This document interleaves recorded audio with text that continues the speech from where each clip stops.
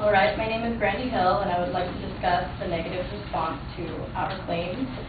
The negative response was that it's a parent's responsibility to monitor what a child's watching.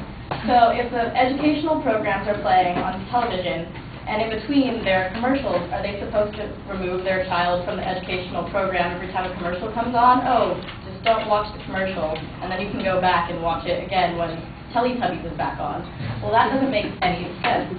So I'd like to say that childdevelopmentinfo.com said the pre-operational phase is 2 to 7 years of age, and this is when transductive reasoning is being developed, when children can think about something without the object being present. So that means that they're seeing these commercials and they're thinking about them, but they can't process what's not good about them. They don't know that a Happy Meal has however many calories and trans fat and everything like that. And the Advertising Educational Foundation, or the AEF, said by the time American children finish high school, they've spent nearly twice as many hours in front of the television set as in the classroom. Well, this shows that they are watching a lot of TV, which means that the commercials are a lot of this percentage because of the policy in place of how many minutes of commercials can be shown during each program. I also have here the children's market today through age 12 is estimated to represent $1,500 billion, consisting of personal spending, $200 billion on snacks, soft drinks, entertainment and apparel, and $300 billion for food, toys, and beauty aids. So these children are seeing these commercials and they are pressuring their parents to buy them things that they don't necessarily need.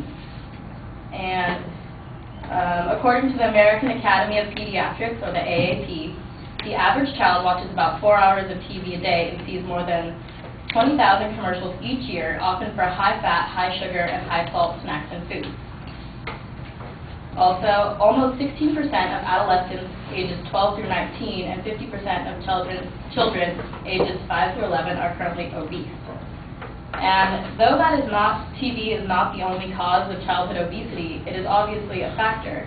And since we don't have policies restricting these advertisements, this is affecting children.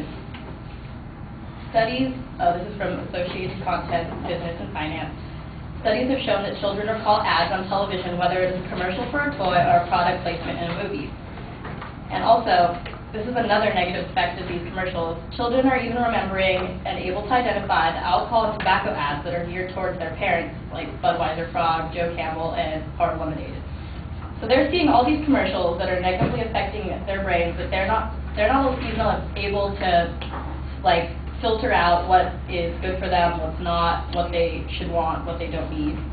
And another fact I have is that the APA reports that children under the age of 8 can't grasp the notion that commercials have a purpose other than entertainment, and they completely believe what they see and hear. So again, they can't filter out the information that is not necessary. And I have another. This is from the New England Journal of Medicine, and it says, some campaigns aid to convince children that they know more about what they are supposed to eat than their parents do. Marketers explicitly attempt to undermine family decisions about food choices by convincing children that they, not adults, should control their choices. So though it's the parents' job to say, no, you can't have this, the children are convincing their parents to buy them things that they don't need, because the children are persuasive, they know how to pull their parents' strings, and they know how to get what they want. So if they see a commercial on TV that glamorizes this unhealthy food, they're obviously going to try really hard to get their parents to buy it for them. And from Forbes.com, I have a recent study of typical Saturday morning children's programming showed that 43% of all food product ads fell in the fat, oils, and sweets category. 11% of total advertising was for fast food restaurants, and there are no advertisements for fruits and vegetables.